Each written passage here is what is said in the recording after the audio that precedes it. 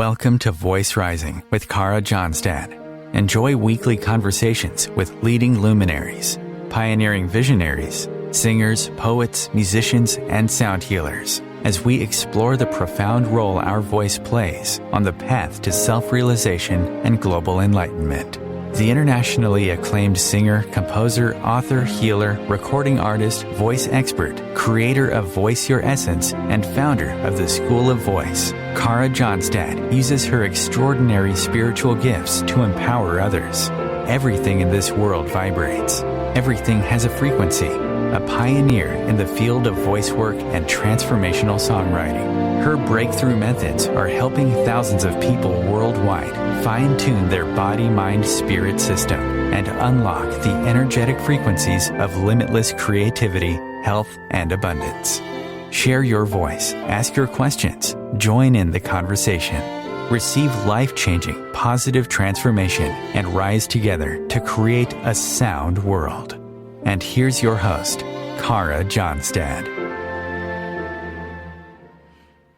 Hello, everybody. Welcome to Voice Rising. Today, we are going to explore a creative practice that helps us to tune into our voice. And to dig deeper into these questions of meaning, I have with me today in studio Sheila Darcey, founder of SketchPoetics and author of the new book, Sketch by Sketch, A Creative Path to Emotional Freedom. Welcome, Sheila, to the show. Hi, Cara. I'm so excited. This is going to be an incredible conversation. Thank you so much for having me. Thank you for being here. You have just released this new book, Sketch by Sketch. It came out in December 2021, so it's relatively new on the market. Let's find the essence. During a difficult time in your life, you basically discovered the act of sketching and freestyle drawing, and what started as a simple sketch soon became the daily practice, and that developed into this meditative therapeutic tool, which then was shared with thousands of people in a movement that you created, SketchPoetics. Have I condensed that? Maybe you tell us a little bit more about, you really went from sketching or starting to draw, and there's really a movement happening now on the internet, and with this book that's coming out, people gathering to sketch and to connect with their innate creativity. So share with us a little bit more about this journey that you've been on. Thank you so much for recognizing it as a movement, because that's exactly how it feels. It's interesting. In terms of the more divine answer to your question, I feel like there was something in my life that was missing. And about 5.5, 6 years ago, I finally listened to that call. And it also coincided with me hitting a wall in every way you can hit a wall, both mentally, emotionally, physically. And I was a businesswoman. I've been in the corporate space for over 20 years. And I was an entrepreneur, and I hit a wall. And it was coinciding with my fear of flying, and I finally addressed it and saw a therapist for the first time. I had a lot of stigma around mental health. And in that conversation with the therapist, she described to me what anxiety was, which is what I was experiencing. And she described it in a way that really resonated with me in terms of the connection with my mind, body, and spirit. And she said, anxiety is energy in your body you're not releasing, and that energy is caused by emotions you're not expressing. And then she asked me, do you know what those emotions are? And I said, yeah, I think I do. And then she asked me this question that led me to SketchPoetic. She said, do you have a healthy way to express those emotions? And I immediately remembered how as a kid, I used to draw and I would escape it all. And so that's kind of how the genesis and the seed that planted SketchPoetic. Yeah.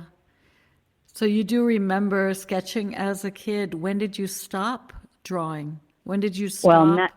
That's the most profound part of my healing journey, is the abandonment of the artist self, that creative self that we talk about a lot.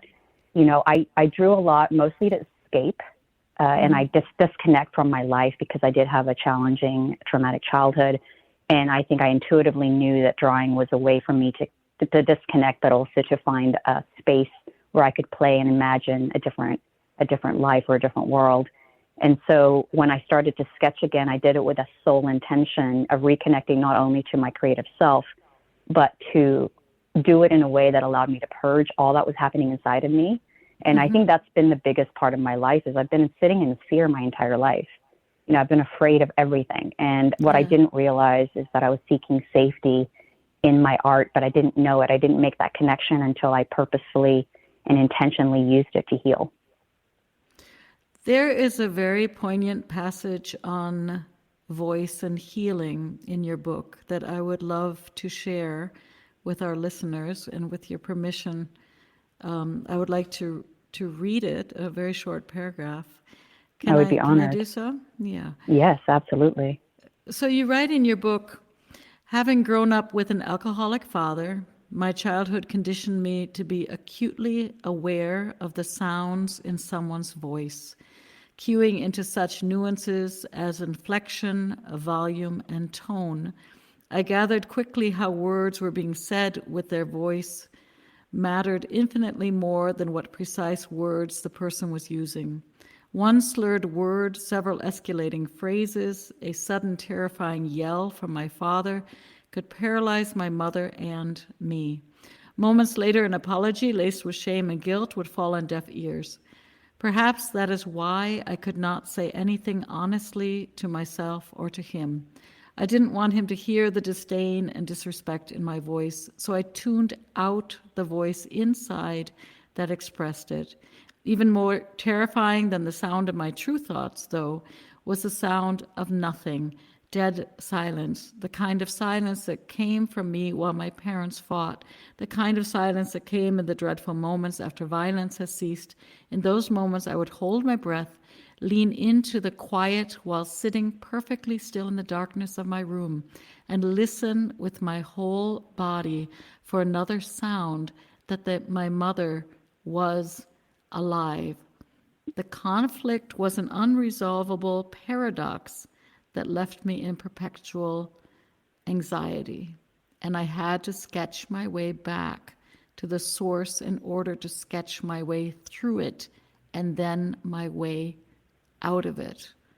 I found this incredibly touching because I do not think that you're the only soul on planet Earth who has felt this tension as a child in different situations. It can be an alcoholic father, it can be abuse, it can be mobbing at school, but this kind of I have to contract and freeze in order to survive, because we know as kids we can't really run away. We don't have the means or the money, the fight, flee, freeze, and we often can't fight.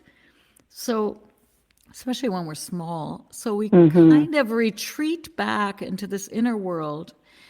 And that is what's so amazing, is that you literally draw inspiration through reconnecting with drawing these lines to get back in touch with your true essence, your true vibration, as we would say, your true vibrationary field, right?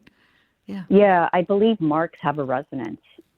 And thank you. First of all, thank you for reading that out loud. I got chills as you were reading it, because those are your words. Way. I know, but it was in the way you read it as well. It was so powerful. But I want to echo what you just said in terms of how it helped me thrive, because what we talk about in that passage is there's a term in psychology called hyper-vigilance.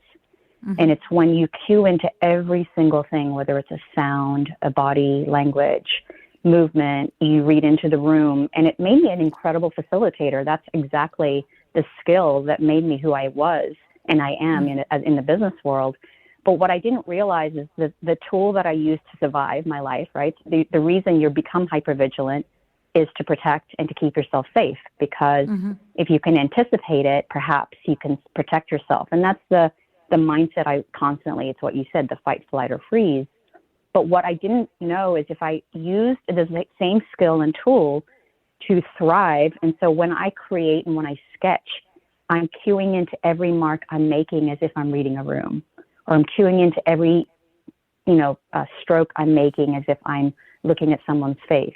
And so I've often said there's nothing happening on paper that isn't happening in my life.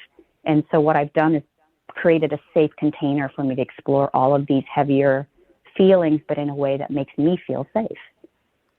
You talk about that also in the book, this ability when we sit down, or I don't want to say this ability, this invitation to allow ourselves to, number one, connect with our breath, number two, body scan, and I guess number three, you talk about starting in silence and that you were actually terrified of sitting in silence.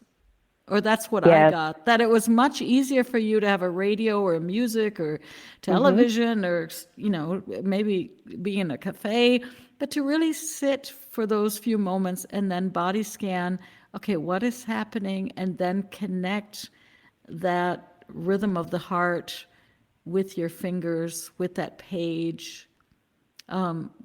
Why is that so important? And not, you know, why is that so important for us? And what would you recommend for other people that feel uncomfortable sitting in silence? Oh, it's such tapping in. I'm laughing because it's such a common issue. You know, the deeper the pain, the more universal the truth. And what I've learned in my own journey is that I'm not the only one that's uncomfortable with silence, but the reason we are uncomfortable is different for each person. And my answer was in the passage you just shared. When I grew up in a domestic violence household, I was, my mom would send me to my room if she predicted or anticipated violence. But what is unconscious and subconscious to who we are is in the silence, I wasn't certain whether she was alive. And that could be a triggering comment for some people. But the reality is when I was sitting on the plane, Cara, and I was afraid of turbulence, unbeknownst to me, my subconscious and unconscious was reliving all of those times when my life felt out of control, where I had no control over any of it, my mortality, my existence, my being. And that was the invitation, is how could I find that inner peace even when I have no control over the external circumstances in which I'm living?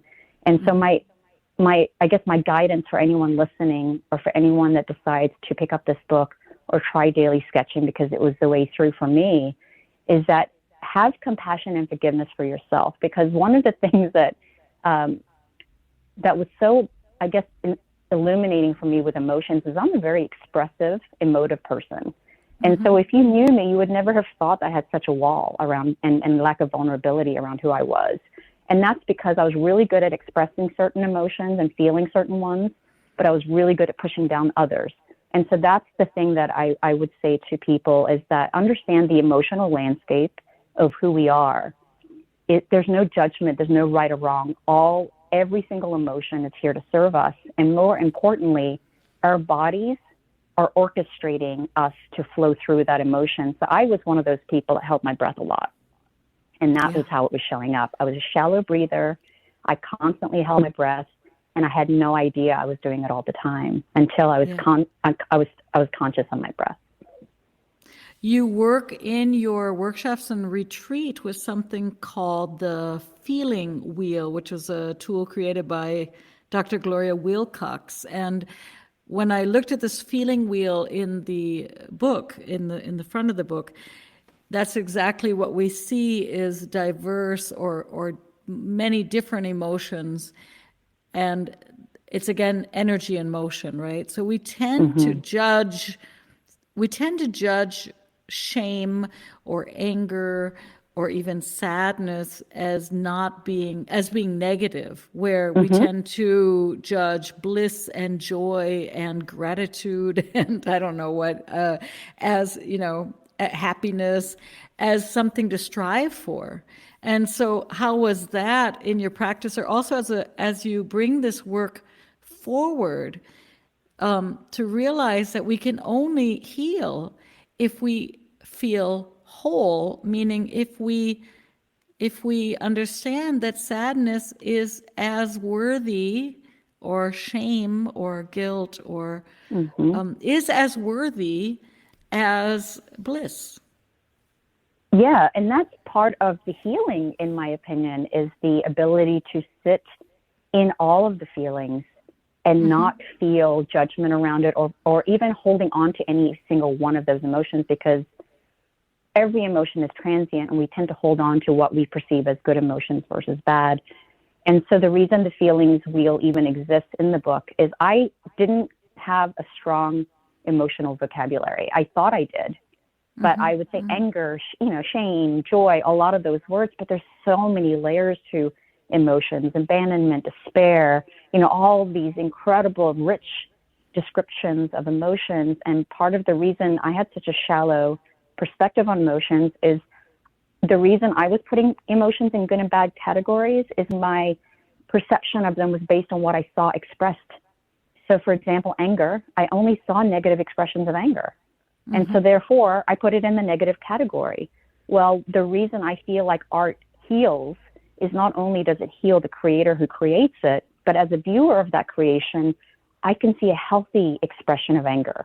But, if somebody wants to run and run their anger away, or sing their anger away, or play a guitar, knit, those are healthy expressions. And I want to teach my child, it's okay to be angry. It's just how you express it. Don't let it come out sideways. And so that's the key to why I think art heals. Very powerful, very powerful. One last question before we take a break. Many of us, because of these cracked childhoods, and like I said, we can also have great childhoods, but we still realize that there are certain things that have left us a little bit knotted and twisted and in need of some balsam. We've lost our faith. And we've lost our faith in the innocence, in the pureness, in that deep, beautiful, creative flow that we do remember as kids, just taking a crayon and drawing, or just dancing when we hear a drum, or we have memory in our cells. How do we restore our faith in the extraordinary? How do we restore that faith in innocence and beauty and allowing this natural creativity just to flow from us? Oh, it's the magic question. I love that you asked that, because the crisis of faith was at the heart of my healing. And I have found that faith. And it's so interesting that, I feel like part of the reason art heals is the ability to let go to the creative process. So in order for you to sketch or create, you engage with play, imagination, curiosity. And all those three things, if done in the purest sense of when we were children, we never had to think about it, right? We never thought about how do we play, or how are we curious, or how do we imagine, we just did it. But as we get older, we create these conditions and structure around it. So that is how sketching can help you get there, because it's the ability to let go, and that is the hardest part. I think having done all the workshops that I've done, that has probably been the biggest pitfall and barrier for most people. Is many of us have control issues. Many of us desire for perfection and structure, because in doing so, again, the basic need, it's one of that hierarchy of needs of human beings, is to feel safe. And so we do it for that reason. We don't do it with malintent or bad intentions, but in the construct of constantly trying to keep ourselves safe, we actually do the opposite. We create such a structure that we can't even play anymore. And everything feels like a threat, and we're in constant fight, flight, or freeze. So I would say using art as a way to let go and to surrender to the process and not get attached to the outcome is the way through. Beautiful. Sheila, we're going to take a very, very short break and be back with more in a few moments. Perfect. The cutting edge of conscious radio, OMTimes Radio, IOM FM. OMTimes magazine is one of the leading online content providers of positivity, wellness, and personal empowerment. A philanthropic organisation, their net proceeds are funneled to support worldwide charity initiatives via Humanity Healing International. Through their commitment to creating community and providing conscious content, they aspire to uplift humanity on a global scale. Connect at omtimes.com. OMTimes, creating a more conscious lifestyle.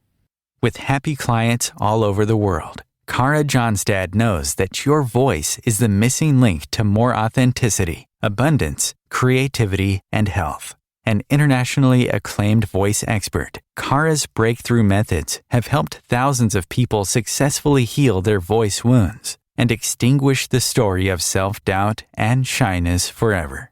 Join in group trainings, attend online sessions, schedule one-on-one time, and invite Cara to work with your organization and community. Get started today. Go to www.carajohnstad.com and receive a special guided meditation designed to fine-tune your inner voice and welcome you on the voice journey.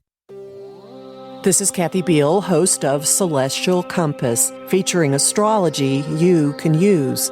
Celestial Compass points you to what's going on in the sky and what you can do with it down here on Earth. We also explore fun, effective, and cosmic tools for navigating this adventure we call life. Join me the first and third Monday of the month at 5 p.m. Eastern Time for Celestial Compass. It's enlightening, entertaining, and empowering. Coping-19, brought to you by CDC and the Ad Council. If you're feeling increasingly lonely right now, you're not alone. It's totally normal. Even though we may not be able to get together in person, connecting virtually with friends and family still gives you a chance to interact with people and may help raise your spirits. Join a virtual book club, set up group text chats, or online video coffee breaks with coworkers. Find more self-care and coping tips at coping-19.org.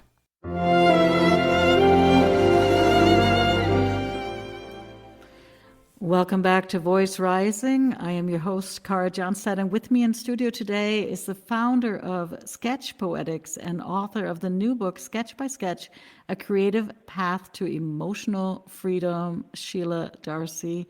Welcome back. Thank you.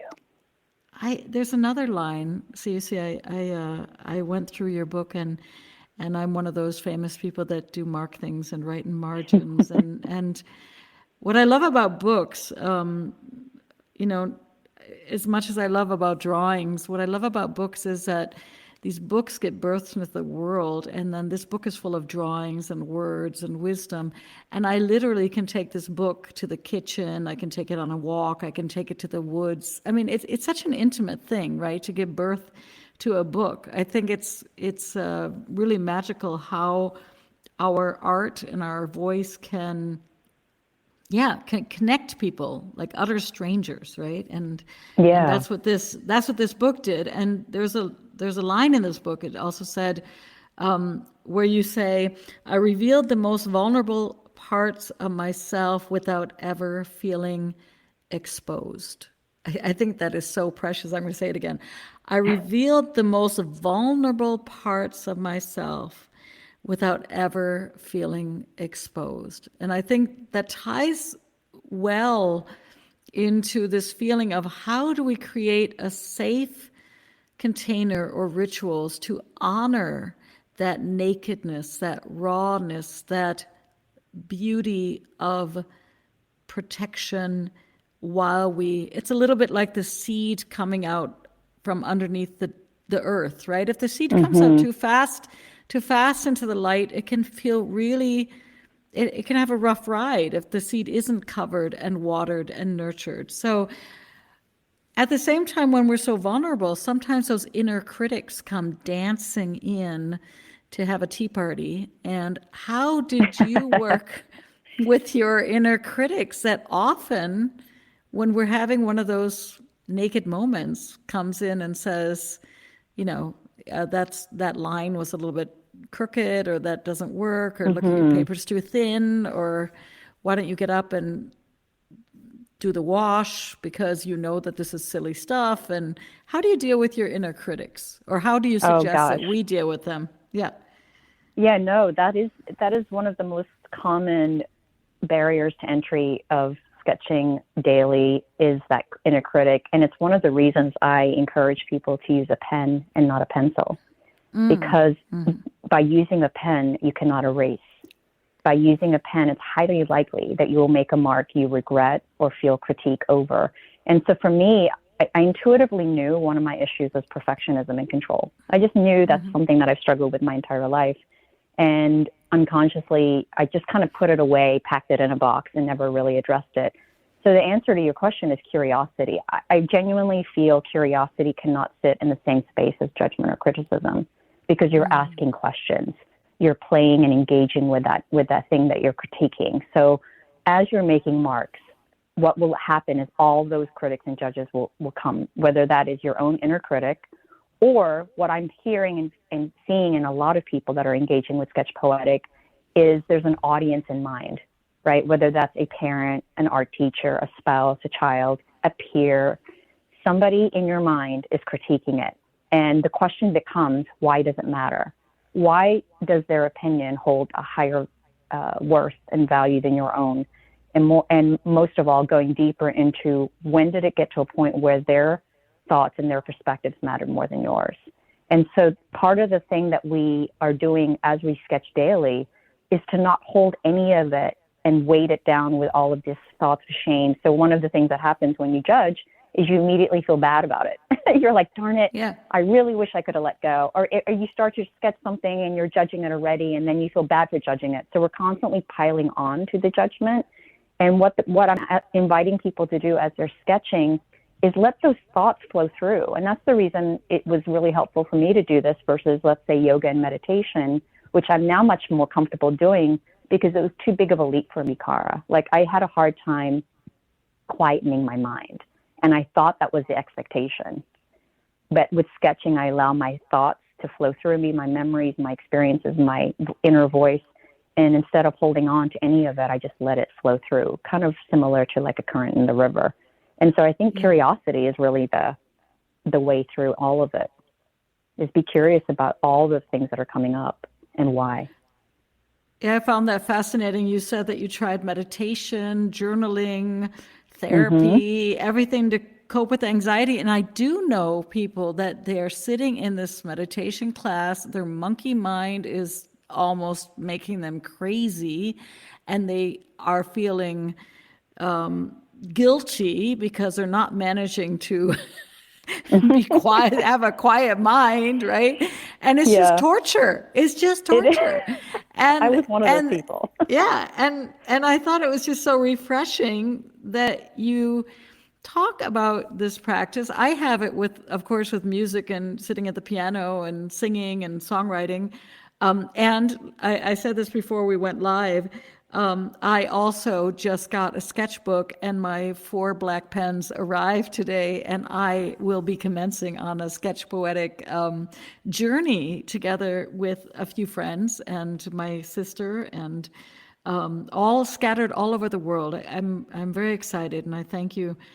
I thank you for that. And I think that also with meditation, if people would realize that maybe it's sitting in a quiet place to tune into our inner mind, or our inner, how do you say, our true voice or our vibration, it wouldn't be as tough as trying to be silent, right?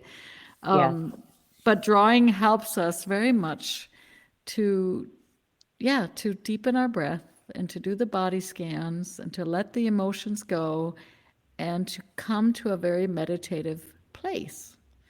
And, you know what's really interesting about let's talk about meditation for a second, because I have a lot of friends that do transcendental meditation and and they'll tell me what you're doing with sketching is meditation. And so I love meditation and I love what it stands for. But I realize now in reflection why I had such a hard time with it. It actually wasn't just the quietening of the mind.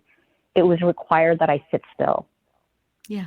And that was too big of a leap for somebody that was frenetic, that was not mindful, that was constantly busy and didn't like silence. I mean, talk about 4 things that were going to make meditation really hard for me.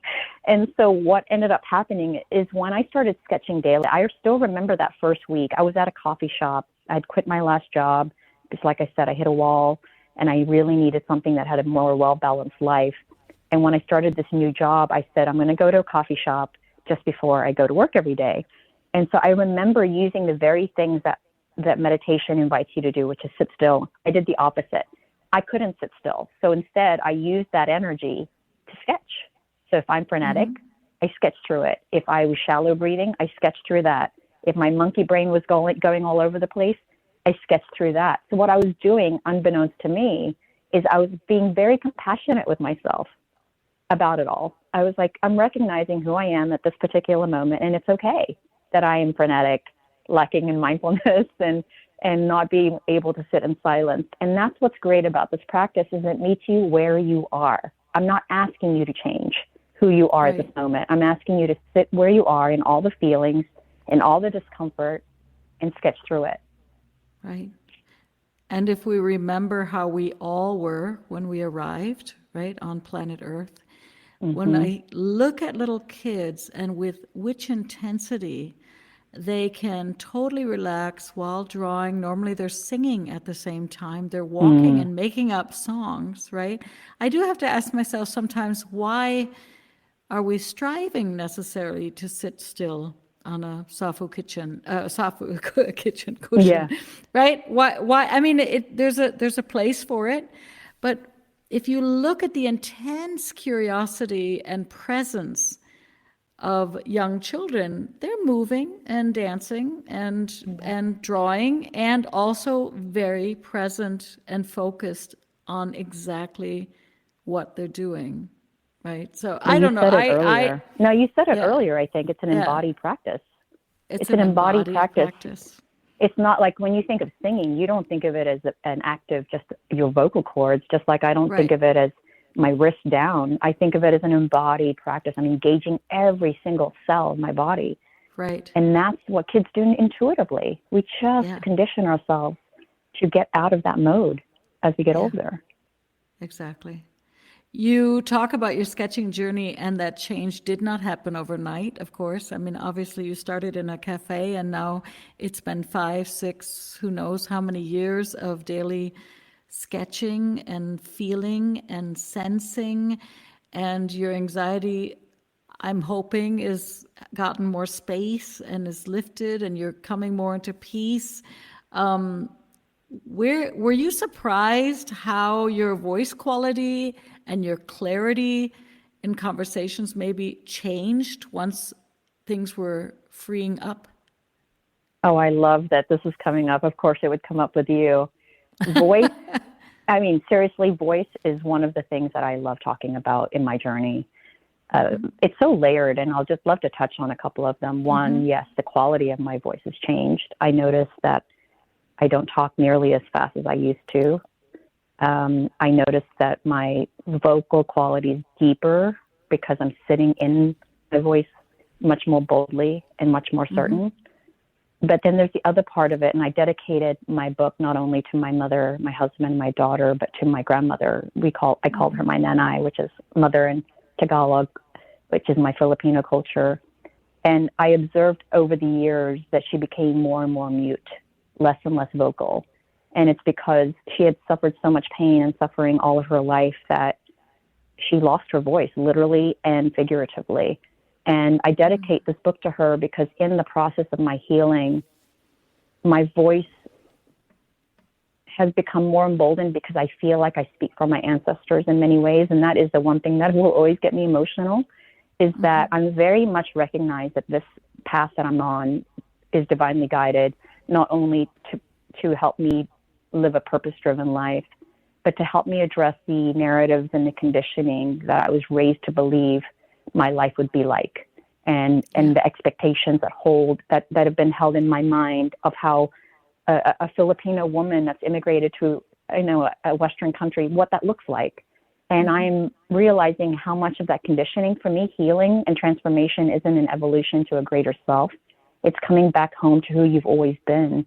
And that's what's been happening. And my voice is becoming more and more settled in all of it. Yeah. Share with us the link between self-love and creative expression. Oh, this is a beautiful question. When you can let go to the process and value the process as you do the outcome, what you find is you embrace every part of who you are, the shadow and the light.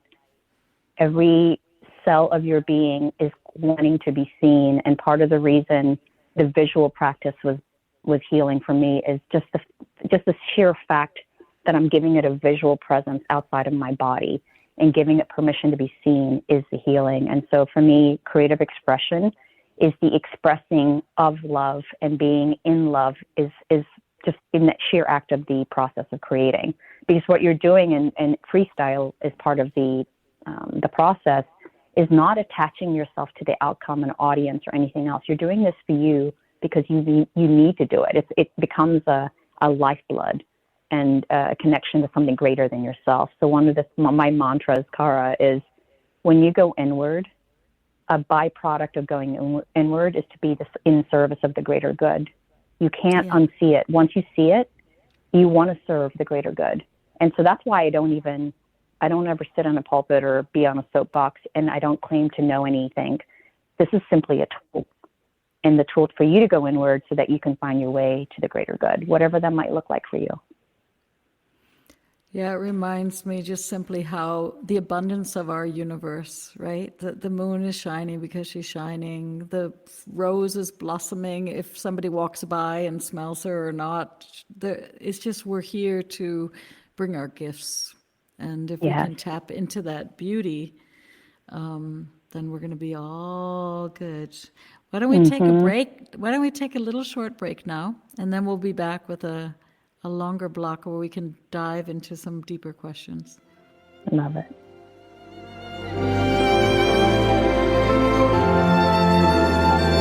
Bringing a more conscious lifestyle to your world. OMTimes Radio. IOM FM. Ascending Hearts is no ordinary dating site, but a spiritual dating site with a purpose, to link you with your soulmate. We engineer the serendipity so you can trust that you will attune with someone that has the same matching vibration as you. Ascending Hearts, the conscious dating site for the spiritually aware. Try Ascending Hearts for free. ascendinghearts.com.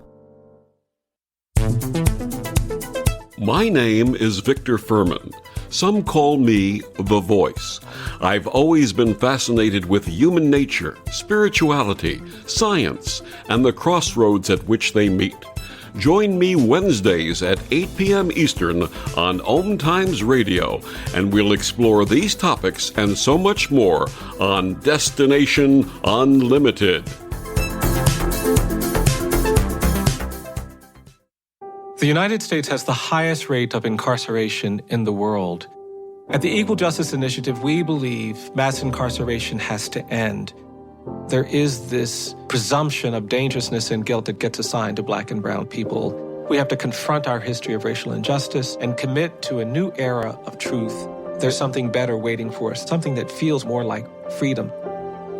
Truth can inspire change. Please learn more at EJI.org.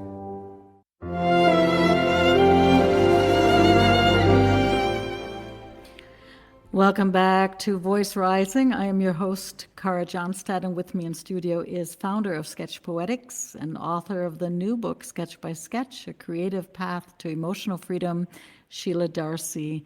Sheila, a lot of times when people are starting out on the creative journey, the first thing they're going to share is, I'm not an artist. I'm actually not an artist. I don't draw.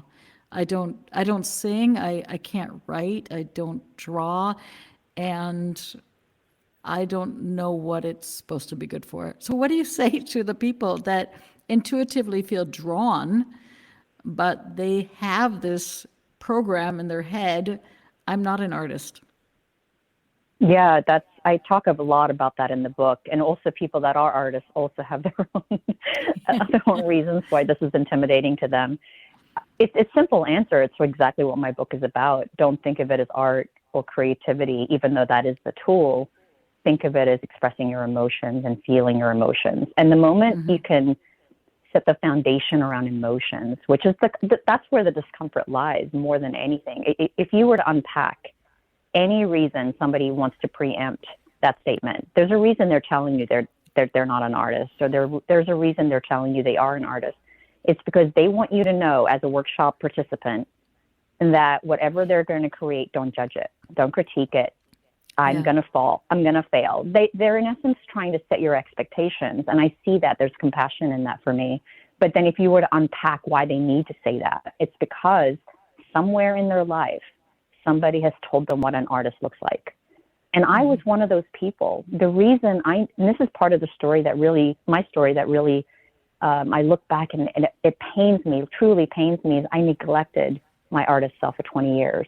My creativity came out in my business, in the business world in terms of how I thought and how I presented myself. But the actual act of like the artist self, the person that just wants to create for the sake of creating, I buried her 20 years. For 20 years, I did that.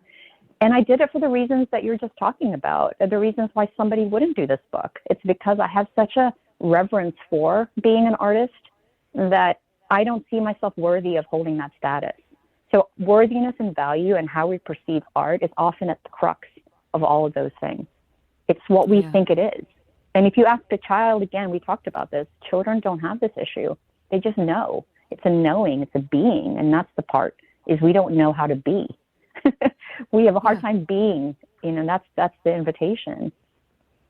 Yeah, it's an invitation to ourselves, and it's also an invitation, for our own personal practice, but for me, it's also an invitation to honor everybody who's sharing creativity. That means it's an invitation to each other to listen differently, to compliment differently, to help each other heal. So when somebody's wearing that crazy outfit, which they're strutting, happily down the street, and you're like, oh my goodness, I can't imagine. But at the same time, they're so joyous, and to say, hey, that's amazing. Like, that's great, and then to maybe look in our closet and have fun with our own creativity. And I think it's when we empower each other to cook a little bit different, to add more spice, to start a drawing practice, right? To realize it's not only that each person gathers their own courage to be a little bit braver, but that we also have a responsibility. And now we come to the sketch poetic community. You have built a community, obviously, where people hopefully are able to share a bit and be supported in their bravery and in their curiosity. How does that work? Yeah, so initially before the pandemic, I was doing workshops. So once I saw what was happening to me, and I was very curious, if you look at my reading list in my book, I've not kidded, I've either read those books or at least skimmed them to the point of understanding what was happening to me. So I was very clear that something was shifting, but I didn't know what was happening. So I studied the neuroscience, the mind, body, spirit, all of the psychology. I just wanted to understand it. But so after the workshops and the pandemic hit, I started hosting Zoom sessions, and that's when the community became more global. Initially, before that, it was mostly through my Instagram community. But yeah, so the global community, the awareness that it brought me in the pandemic is what's really interesting that I'm observing today is that people are telling me, well, Sheila, I've been sitting in all my feelings. I'm tired of it. I don't want to sit with my feelings. But again, if I were to ask them and unpack it further, I'm like, have you really been sitting with your feelings, or are you just sitting in one feeling or two feelings? Because what we're seeing today is people have been in the shadow and in the dark for so long. What I'm observing is the opposite shift. It's like a pendulum shift. They're actually having a harder time sitting in the joy and the happiness. And and if they do sit in it, they feel like it's going to be fleeting anyway. So why sit there? And so it's just interesting to see our society and our global community shifting from one spectrum to the other, but feeling the same problems and challenges, which is to feel all of the emotions, not just one or two. Very well said. So yeah, that's been the biggest observation that I've been, and I must admit, I go through it myself. Like, I have been sketching for almost 5 years straight, and I will never say I'm healed. It's a healing process, and I still experience anxiety. But the difference is it doesn't debilitate me anymore. It doesn't put me in a constant state of fight, flight, or freeze. Now I'm aware of it and I have to sketch through it. But that's the only difference. I'm human. I'm not promising a silver bullet. Do you bring a sketchbook with you while you board the plane now? I do. I sketch through. I do. Oh my gosh. Some of my favorite sketches are the ones where the turbulence hits and I'm like sketching my way through it. One of my favorite memories, Cara, is I actually had a whole row of people on a plane doing it with me. It was my favorite memory. The wireless was down and they were bored out of their minds. And I said, why don't you sketch with me? What does somebody need to start to embark on this practice? I mean, they can go buy the book. They can also check you out at Instagram and your homepage. But what would you say is the most important thing? You said a pen, not a pencil, right? So a black pen. And then, I mean, as songwriters, we use, how do you say those coasters that go under beer? Or napkins. No, we're famous for writing lyrics on napkins. Yeah, exactly. Do you sense that in the beginning it's good just to have a piece of paper so that it's not too fancy? Because when we buy this expensive journal, we might actually get too nervous about making a mark in it. That maybe it's good to start with some napkins or some normal paper. Yeah, 100% spot on. In fact, when I was talking to my publisher about my book, I negotiated having 40 pages that were blank in the book. Obviously that costs more. But I did that because I didn't want you to have a blank piece of paper to find one. It's there, so there's no excuse, one.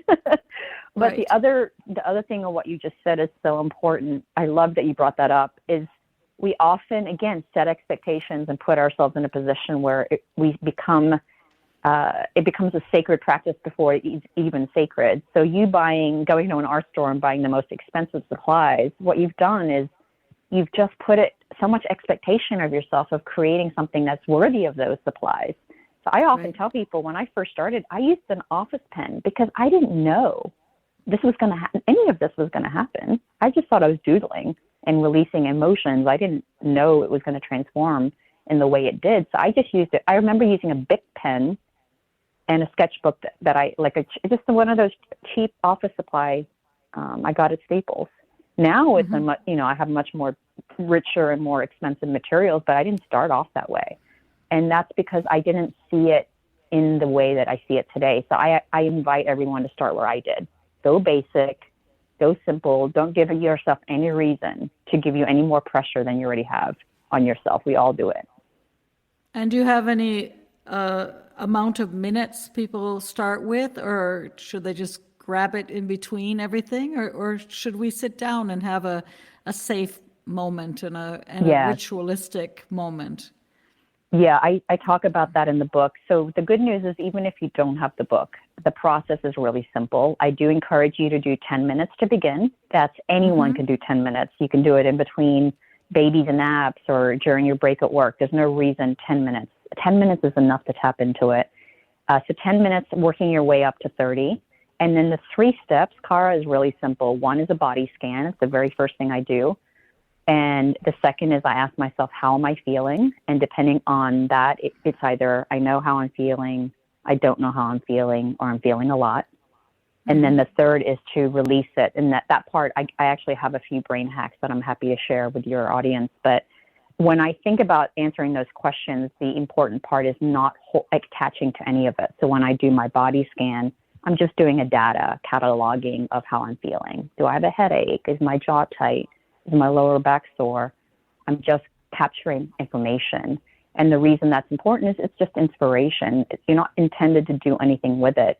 And I think that's been part of my healing journey as well, is because I've been so performance oriented. My natural state is to fix it. Instead, what I do is I just catalog and gather data, but not do anything with it other than just let it be. Yeah, you're sensing it instead of analyzing. Exactly. Yeah, bringing the subconscious and unconscious to the conscious field. That when somebody asks me, how is it healing? The healing is the awareness. The healing is the consciousness of it. That's all you have to do, is just be aware. The moment you're aware of it, you can't unsee it. It's there.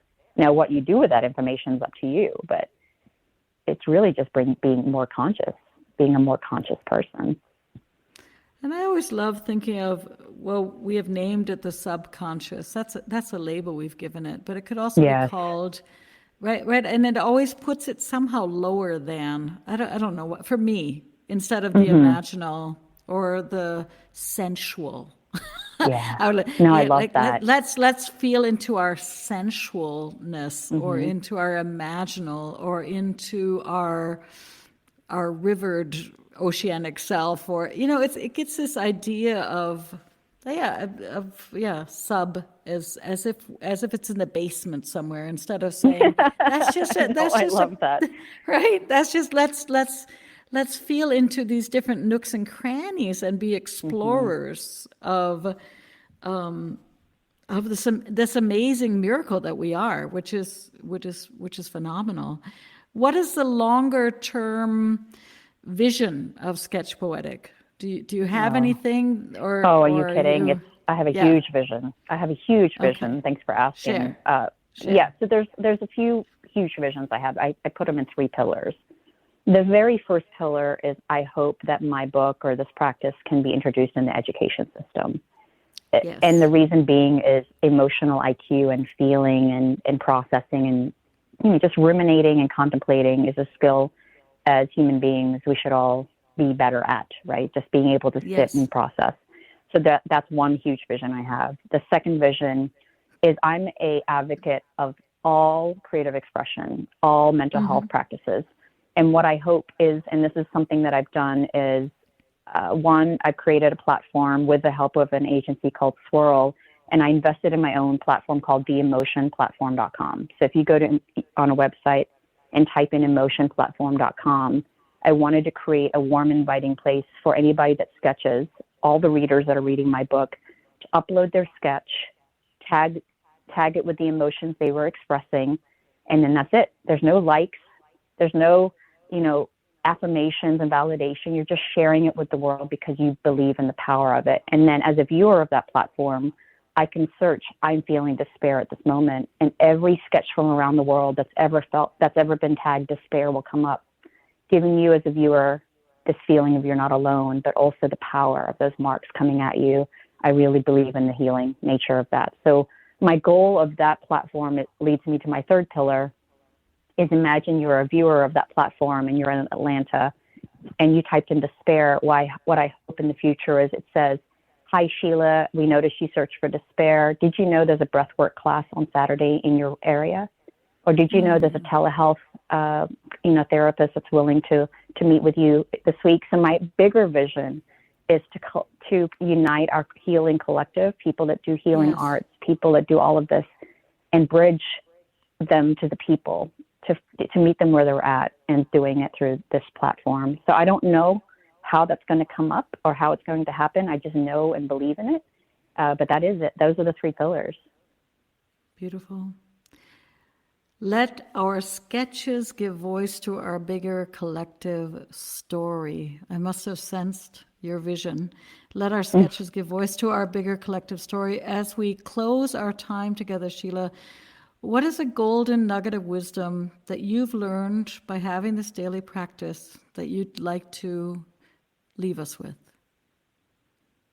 What's intuitively coming up for me, Cara, is that emotions are complex.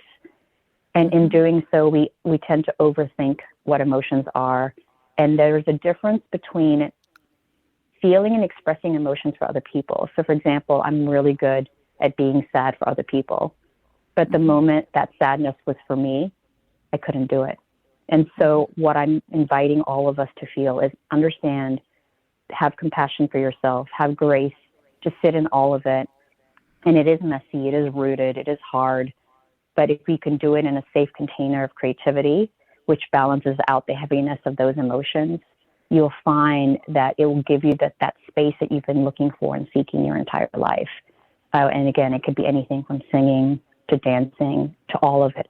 If my book is a gateway or a catalyst to that, I feel like my job is done, because I'm not possessive of the tool. I am simply putting it out there that creativity and art heals. Yeah.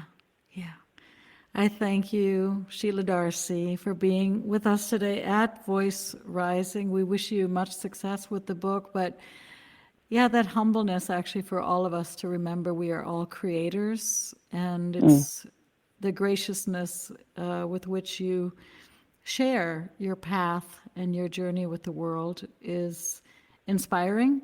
And I thank you, and I wish you much success. And Thank all you of us. so much. I appreciate it. My heart is bursting. Thank you so much. I appreciate it. Let's all go pick up a pen.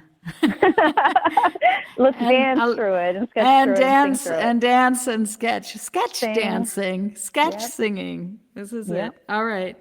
Be blessed. Bye-bye. Thank you.